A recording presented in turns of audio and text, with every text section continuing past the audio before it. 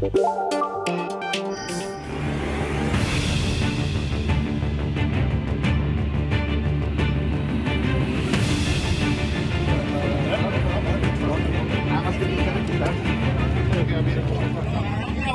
desde que entró Trump, nos arrestaron. ¿Cuántos son? Tenemos 100. Yo tengo un hijo enfermo de 23 años y yo lo que deseo, Donald Trump, que tú te pongas con unos sentimientos bonitos hacia mí, porque soy una madre que estoy sufriendo para que mi hijo tenga una salud, renueva la salud sana como era antes. Y yo te aseguro, Donald Trump, que Dios te va a poner bendiciones tras bendiciones en tu vida, en tu camino, tu luz, que brille cada día más. Estamos huyendo de México, es para eso, para que nos ayude. ¿La delincuencia lo secuestró? Mire, la realidad es que el camino binacional está empedrado, muy empedrado. México está en la mira de Trump, amenazas en la campaña, reiterándolas en su discurso inaugural, cancelando refugios para migrantes, haciendo redadas, detenciones, deportaciones hasta por faltas menores y desplegando más militares a la frontera sur, ordenando incluso el cierre a ilegales, avisando de aranceles en febrero. Todo eso en apenas 2 días. Apretará y apretará hasta exprimirnos y lograr sus objetivos. Que México le responda y se quede con el problema migratorio y ni un peso de por medio. Resuelve el tema del fentanilo, cierre la llave del comercio con China y finalmente renegociar, no revisar el TEMEC. ¿Aún creemos que solo nos quiere espantar, que no cumplirá? ¿Ya pensamos en lo que nos impactará la baja de remesas? ¿Ya pensó Estados Unidos lo que implicará económicamente la ausencia de los migrantes? Vámonos con los datos duros, las cifras del Trump 2.0. Jorge Chaparro, adelante. La orden ejecutiva del presidente Donald Trump, en la que declara emergencia al sur de la frontera de su país, tendrá implicaciones severas para México. Aunque no ha iniciado una deportación masiva, sí se incrementó el número de personas que han sido enviadas a nuestro país. Los extranjeros, no solo mexicanos que permanecían en centros de reclusión temporal mientras se resolvía su situación legal, fueron los primeros en salir de Estados Unidos. Aunque el número todavía es incierto, sí se nota el movimiento en los cruces con México, principalmente en Sonora. Por cierto, en ese estado ya se tiene preparado el primer albergue con colchonetas y comida caliente para recibir a los paisanos que sean expulsados. Mientras tanto, la Cámara de Representantes aprobó con apoyo de demócratas y republicanos la llamada Ley Laken-Riley, en honor a una estudiante de enfermería que fue asesinada hace un año por un venezolano, mediante la cual todos los migrantes que hayan sido acusados de robo o delitos violentos serán deportados. Y por si fuera poco, se incrementa la presencia de militares en la frontera con México. Alrededor de 2.200 militares forman parte de la Fuerza de Tarea Conjunta, una misión del Comando Norte de Estados Unidos con base en El Paso, Texas. La Guardia Nacional de ese estado cuenta con otros 4.500 elementos que participan en la operación Lone Star, que desde 2021 ha logrado la detención de unos 350,000 migrantes en la frontera con México, entre ellos 22,000 a quienes acusa de delitos graves y unos 2,000 que enfrentan diversos cargos criminales. Mientras que del lado mexicano, en Nogales, elementos del ejército instalaron ya un comedor en el primer refugio habilitado para los migrantes que ya cuenta con colchonetas para recibir a los primeros deportados. En Tijuana, la gobernadora Marina del Pilar anunció que los albergues de Tijuana y Mexicali estarán listos el próximo viernes. Y a todo esto el clima que ha convertido en una congeladora a la zona norte del país. En Chihuahua, elementos del ejército mexicano repartieron 136 litros de café y 400 piezas de pan en hospitales y terminales de autobuses, lo que benefició a 400 personas, sobre todo en situación vulnerable. Malos tiempos para ser migrantes. ¿Se acuerda usted de los héroes que mantuvieron o enviaron 60,000 millones de dólares en reservas cada año durante el último sexenio? Sí, para ellos tenemos 2,000 pesitos y una cena con huevito. Así, nuestra respuesta a los migrantes. Volvemos al estudio contigo. Bueno, ahí está ese tema que ya desde ayer lo hemos sacudido aquí en Mega Noticias, pero vamos a ver cómo van las cosas en uno de los puntos, de los 11 puntos fronterizos del país, uno de ellos el más intenso en su tránsito de migrantes. Vámonos a Tijuana, allá se encuentra Ana Lilia Ramírez. Ana Lilia, platícanos, buenas noches. ¿Qué tal? Muy buenas tardes. Y bueno, es información de último minuto. Nos comentan fuentes muy fidedignas que por esta puerta fronteriza saldrán alrededor de 100 migrantes mexicanos que serán deportados en aproximadamente una hora. Estamos hablando, el tiempo de Tijuana será al promedio a las 8 de la noche, el tiempo de la Ciudad de México será a las 10 de la noche. Y bueno, se cumple esta ya no amenaza de Donald Trump, porque por este puerto fronterizo en un momento más saldrán alrededor de 10 migrantes mexicanos. De acuerdo con información que tenemos de estas fuentes, señalan que van a ser trasladados al albergue, al Centro Integrador de Migrantes de la Colonia Presidentes de Tijuana. Esto porque autoridades quieren evitar que tengan contacto con los medios de comunicación, y esto derivado que el Instituto Nacional de Migración no ha dado cifras, no ha dado información de todo lo que se ha dado a conocer aquí en el municipio de Tijuana, Baja California. Es que se ha generado, algunas personas han señalado que han deportado por este lugar migrantes. Sin embargo, dicen autoridades estatales que es el flujo migratorio que normalmente se realiza. Sin embargo, el equipo de Mega Noticias preguntó directamente a la gobernadora y al secretario de gobierno si diariamente deportan en promedio alrededor de 50 personas, porque esta vez fue el doble. Sin embargo, señalaron autoridades que se trata del flujo migratorio regular, el que se registró la noche de ayer. Y bueno, vamos a escuchar lo que dice el secretario general de gobierno del estado de Baja California, quien el día de la mañana, esta mañana tuvimos una conferencia de prensa.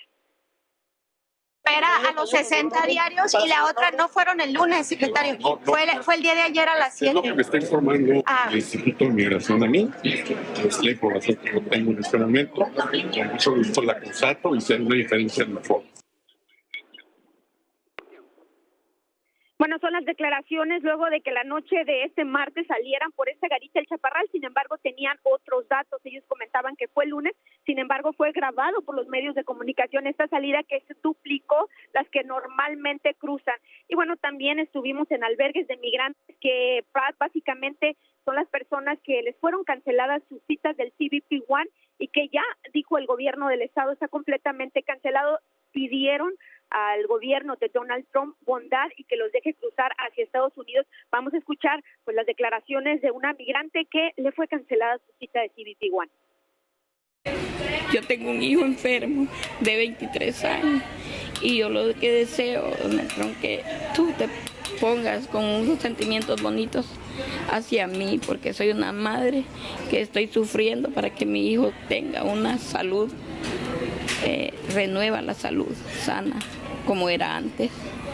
Y yo te aseguro, Donald Trump, que Dios te va a poner bendiciones tras bendiciones en tu vida, en tu camino, tu luz, que brille cada día más.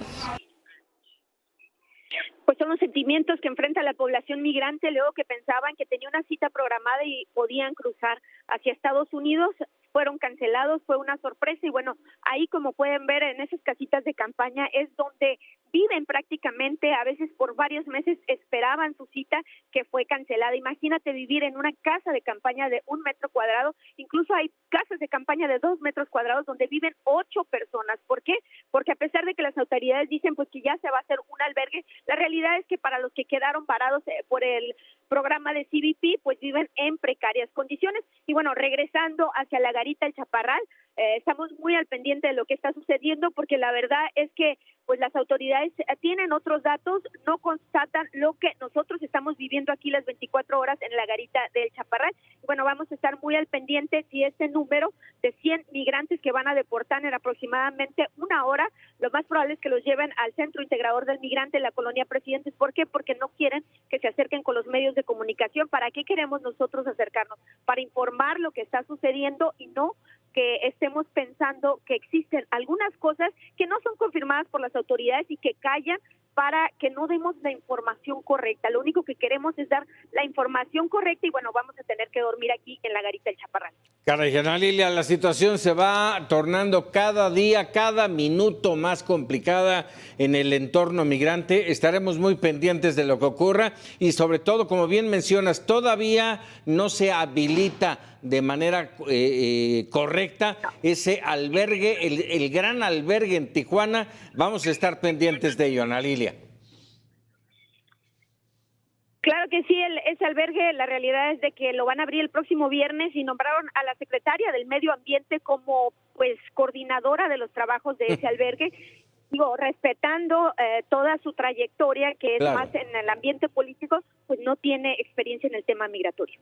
Vamos a ver qué pasa. Ana Lilia, muchas gracias, muy buenas noches. Vámonos con otros temas, porque México inició ya el diálogo bilateral con Estados Unidos. La presidencia informó que desde este martes el canciller Juan Ramón de la Fuente habló vía telefónica con Marco Rubio, el secretario de Estado norteamericano, donde discutieron evidentemente temas de seguridad y de migración. Este miércoles Marco Rubio delineó que sus temas prioritarios, ojo, son la migración irregular, poner fin al programa de equidad y detener la censura. En un comunicado, Rubio reitera que deben detener la migración masiva y deben asegurar sus fronteras. Y bueno, establecemos comunicación con Salomón Chertorivsky, presidente del Consejo Consultivo Nacional de Movimiento Ciudadano y exsecretario de Salud Federal. Salomón, un gusto como siempre saludarte. Aprovecho,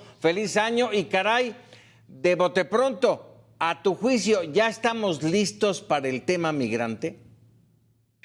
A ver, Paco, ¿estamos listos para el nuevo presidente de los Estados Unidos? Pues yo te diría, nadie sabe, porque todos los días puede ser una sorpresa diferente. ¿Qué va a activar, qué no va a activar? Los anuncios no son sorpresa, Paco, porque eso sí, nadie se puede llamar engañado, vaya. Las órdenes ejecutivas que firmó el lunes son básicamente las cosas que estuvo diciendo en campaña, que estuvo diciendo que iba a hacer. Entonces, a sorpresa no nos podemos llamar nadie. ¿Qué vaya a activar? ¿Cuándo lo va a activar? Pues es algo que iremos viendo, vaya, con el presidente Peña y con el presidente López Obrador, utilizó la amenaza de los aranceles. En ninguno de los dos casos la aplicó. Logró negociar otras cosas que para él en ese momento eran más importantes. ¿Las llevará a cabo esta vez a partir del 1 de febrero?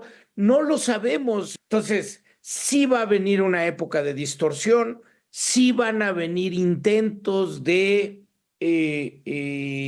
darnos fuerte por las tres vías, la vía migratoria, la vía de seguridad y la vía económica. Y creo que en esta sí no debemos de correr, sí debemos de prever, sí debemos de hacer la tarea, sí debemos de saber que algún tipo de renegociación del Tratado de Libre Comercio habrá, sí debemos de saber que habrá un esfuerzo por amedrentar a nuestra población en los Estados Unidos y que, como ya se vivió desde estos primeros días, regresar a los que se puede regresar legalmente de inmediato, y sí habrá algún tipo de búsqueda, de presión por el tema de seguridad y narcotráfico. Pero vayamos viendo, vaya, esto se va a tocar, se va a tocar por nota, querido Paco. Sí, aunque, Salomón, lo que ya tenemos de frente son las deportaciones. Con el México Te Abraza, las tarjetas del bienestar paisano y la atención en salud, ¿se puede? Mira, Paco, se debe. ¿Qué te puedo decir? O sea, creo que aquí tenemos un tema de dignidad, de derechos humanos, pero a ver, creo yo hay que armarlo como está planteado en el programa Te Abrazo, no me meto a polemizar, pero las tres fases que se manifiestan están en el sentido correcto, es decir, La primera es, ¿cómo te ayudo allá? Porque lo primario es que hay muchos temas legales en Estados Unidos que no es cierto que son de inmediatos. Pues mira, por suerte, donde vive la mayor cantidad de población méxico-americana susceptible a ser agredida, son lugares, son condados, son ciudades en donde o se han declarado ciudades santuario o hay una afinidad en donde no van a permitir que esto suceda de manera sencilla. Ahora, cuando sucede, una de las primeras cosas que tenemos que hacer es que nuestros consulados y las organizaciones que defienden derechos humanos y que defienden a los mexicoamericanos tengan los recursos suficientes para contar con la asesoría legal, con el apoyo legal, para poderlos defender ahí. La preparación, que es la segunda fase que tiene que haber en el territorio nacional, es de cómo se les recibe. Y ahí lo que veo en términos de salud, pues lo primero, Paco, es la Secretaría de Salud junto con las Secretarías de Salud de los estados, lo que tienen que estar listos es para poder hacer consultas preventivas de arropamiento, ¿no? Si vienen infantes, ver sus cartillas de vacunación o qué vacunas les faltan, revisar si hay algún tema que pueda ser atendido de inmediato. Y para eso, por supuesto que el Estado mexicano tiene capacidad si se organiza bien.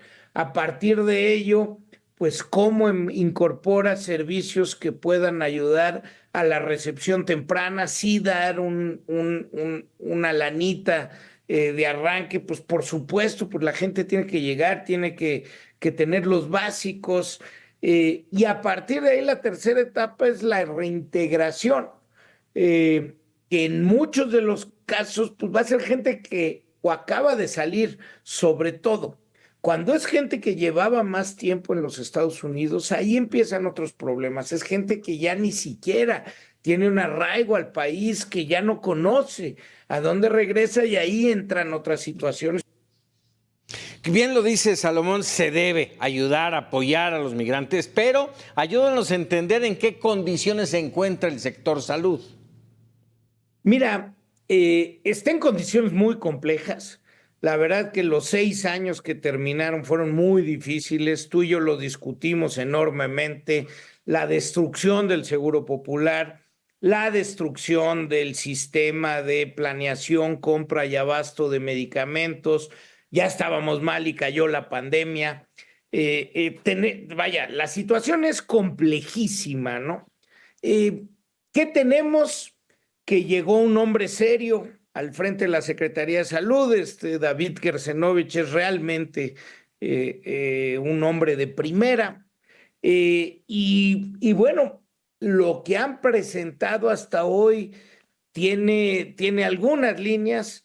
A mí me sigue preocupando enormemente y ya lo hemos platicado en otra ocasión. Yo creo que el IMSS Bienestar no tiene ni pies ni cabeza y es una institución que hará su mejor esfuerzo, pero que no le auguro, Paco, ningún éxito, y me entristece decirlo, no tiene las capacidades, no tiene el conocimiento y no va a suceder rápido. Entonces estamos en una situación muy precaria. Le quitaron 12% en términos reales de presupuesto a la salud del año pasado a la salud necesita más dinero, no menos. Entonces la situación es muy compleja, pero a mí me alienta que esté David Kersenovich al frente de la Secretaría. Yo espero que eso sea un buen augurio de algo que puede suceder en condiciones complicadísimas, que las veo dificilísimas, y que ojalá y yo me equivoque y ya haya un plan perfecto para poder volver a echar a andar la salud de las y los mexicanos que tanto ha padecido los últimos 6 años.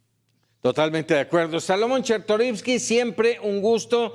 Muchas gracias por estos minutos para Mega Noticias. El placer es todo mío, querido Paco, siempre a la orden. Saludos al auditorio y nuevamente, como tú deseaste feliz año, pues que haya salud, que sea un gran 2025. Siempre